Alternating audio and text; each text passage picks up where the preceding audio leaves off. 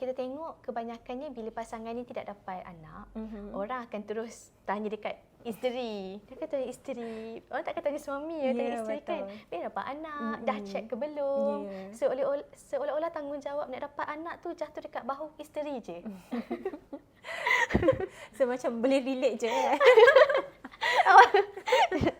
Okey, tapi yalah, jadi mungkin Dr. Celia boleh terangkan juga bagaimana dengan lelaki.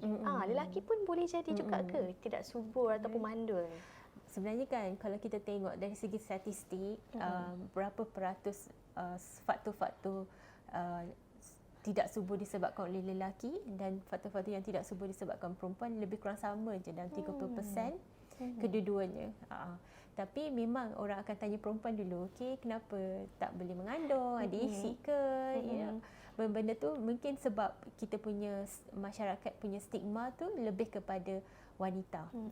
Tapi sebenarnya kalau kita tengok yang datang ke klinik, ramai kaum lelaki yang mempunyai bacaan sperma yang suboptimal ataupun bacaan sperma contohnya bilangan dia kurang, pergerakan dia kurang ya. Sebab isunya dia tak ada symptoms ya. Kalau macam perempuan mungkinlah ya kot that period kita tak regular ke apa kan.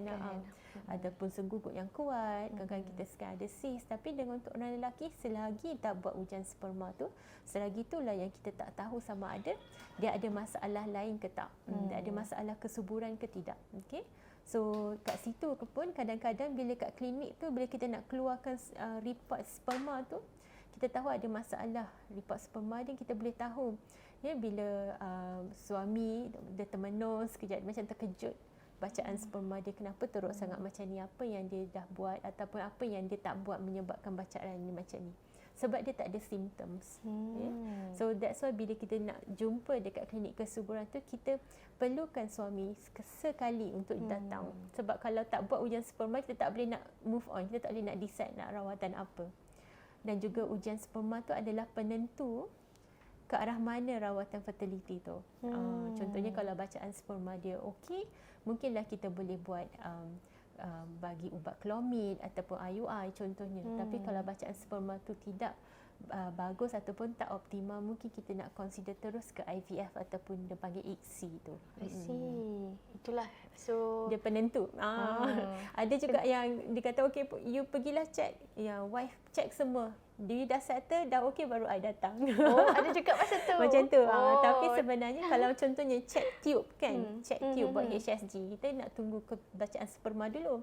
Sebab ada je orang tu dah buatlah check tube tu sakit, HSG, dah pernah buat. Tak pernah. Buat ujian tu sakit sangat.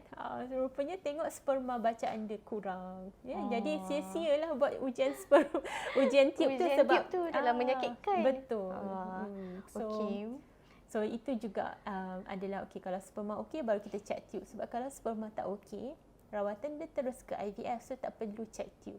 So itu yang kita penting untuk suami datang untuk juga. Suami datang juga. Dengar tu para lelaki. Sama penting test kesuburan ni bukan untuk isteri saja, untuk suami juga. Betul. Dr. Saliha, tadi Dr. Saliha cakap lah, bacaan sperm tu boleh jadi sperm, dia punya motility tu kan, dia punya berenang tu tak laju, dia punya count tu rendah.